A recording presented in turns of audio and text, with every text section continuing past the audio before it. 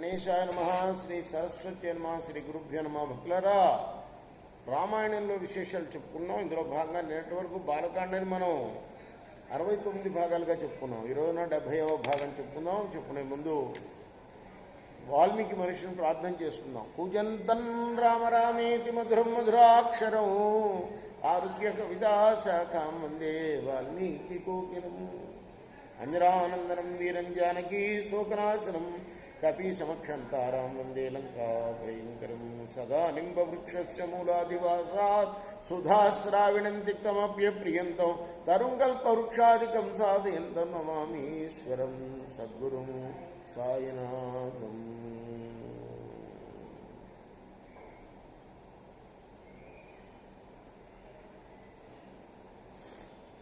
మెల్లగా పాతాళం చేరింది గంగ భగీరథుడి వెంట.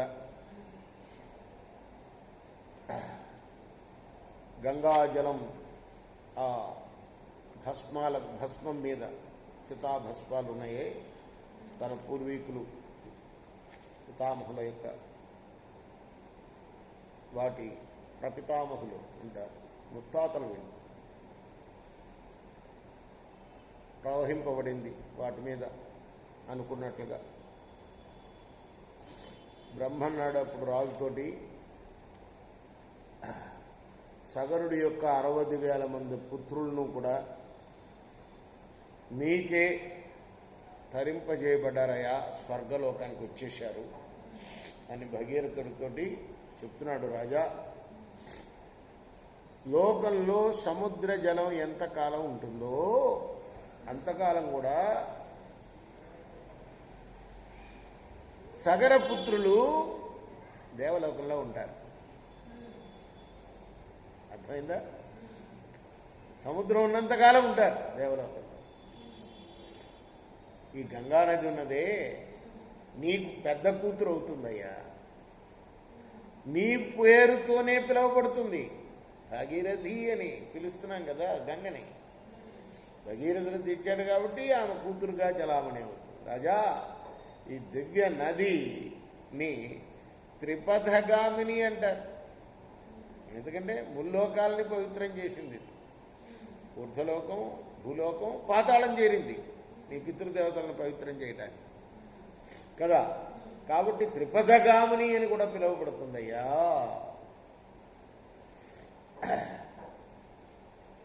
రాజా, నువ్విక్కడ నీ తాత ముత్తాదులందరికీ కూడా గంగా జలాలతో తర్పణాలు విడు.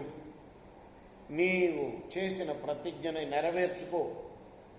గంగ వచ్చి తడిపేసింది, అయిపోయింది. కానీ ఇప్పుడు మా శాస్త్రోక్తంగా పితృతర్పణాలు విడవాలిగా, అది చెయ్యవయ్యా. నీకు పూర్వుడైన సగరునిచే కూడా ఈ కోరిక ఇప్పుడు సఫలం చేయబడలేదు.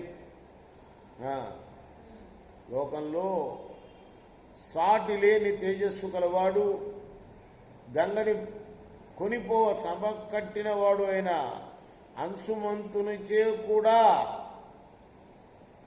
ఈ పని చేయబడలే. భగీరథ, అలానే నీ తండ్రి ఉన్నాడే దిలీపుడు, అంశుమంతుని కొడుకు, అతని చేత కూడా కాలేదయ్యా గంగని తేవడం. నీ చేత నెరవేర్పబడింది. అది గొప్ప కీర్తిని లోకంలో పొందావు నువ్వు. దీని మూలకంగా నీవు చేసిన ఈ గంగ అవతరణం ఉన్నది, గంగని భూమిని తెచ్చటం అనే ధర్మకార్యం. దీనివల్ల నువ్వు బ్రహ్మలోకాన్ని పొందావు నాయన. ఎల్లప్పుడూ స్నానయోగ్యమైన ఈ గంగా జలంలో స్నానం చెయ్యి.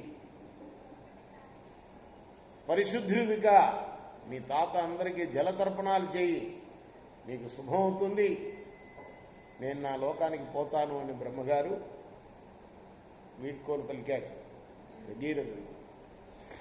ఇలా పలికి ఆయన తాను ఎక్కడి నుంచి వచ్చాడో తన లోకానికి వెళ్ళిపోయాడు.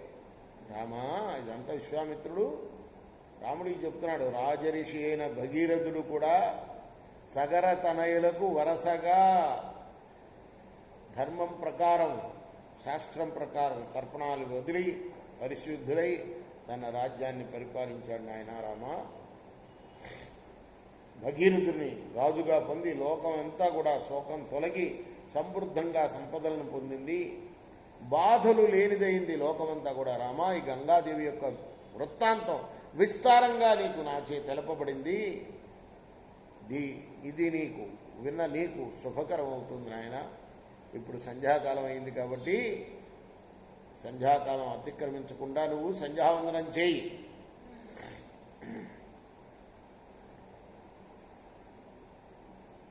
రామ, ఈ గంగావతరణ కథ ఎవడైతే ఏకాగ్ర మనస్సుతో వింటాడో అతడి అన్ని కోరికలు కూడా తీరుతాయని ఫలశ్రుతిని కూడా రాముడికి చెప్పాడు.